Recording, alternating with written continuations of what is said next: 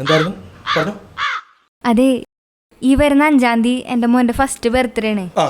അപ്പോഴേ കുറച്ച് അടിപൊളി ഫോട്ടോ എടുത്തിട്ട് നല്ലൊരു ആൽബം ഉണ്ടാക്കി തരും എനിക്ക്. പിന്നെന്താ, നമുക്ക് അവൈലബിൾ ആണോ ഒന്ന്? പിന്നെ 5-ാം തീയതി നമ്മൾ അവൈലബിൾ ആയിരിക്കും, കുഴപ്പമില്ല. മാഡം നമ്പർ ഒന്ന് പറയാമോ? 9692. വാട്സാപ്പിൽ ഒരു ഹായ് അയച്ചിട്ടുണ്ട്. ലൊക്കേഷൻ ഇങ്ങോട്ട് അയച്ചാൽ മതി, ഞങ്ങൾ നേരത്തെ എത്തിക്കോളാം. എന്തായിരുന്നു ചേട്ടാ? കുറച്ച് ഫോട്ടോസ് എടുക്കാനുണ്ടല്ലോ. എടുക്കാലോ. ഒരു ഡയറക്ടറിന് കൊടുക്കാനാണ്. സിനിമയിലേക്ക് ഉള്ളായിരുന്നേ. ഡ്രസ്സൊക്കെ ആയിട്ടാണ് ഞാൻ വന്നേക്കണത്. പല പല വേഷത്തിൽ കുറേ ഫോട്ടോ എടുക്കണം. പിന്നെന്താ, അതൊന്നും എടുക്കാവോ? ഏയ്, പിള്ളേരെ കൊണ്ട് എടുപ്പിക്കണ്ട, സാറ് തന്നെ എടുത്താൽ മതി. പിള്ളേളിയല്ല, വലിയ വലിയ സിനിമക്കാർക്ക് കൊടുക്കാനുള്ളതാണ്. ഞാനിതൊന്ന് കഴിഞ്ഞിട്ട് അങ്ങോട്ട് വരാം.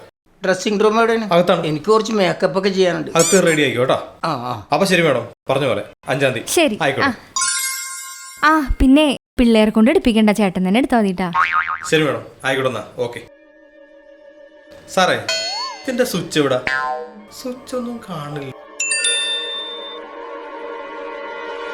സാർ, എനിക്ക് പൈസ കിട്ടാ? 4 ദിവസം പണി കാശാണ്. ആരും ഒന്നല്ല അവൻ്റെ ഒരു മുതലാളി കളി.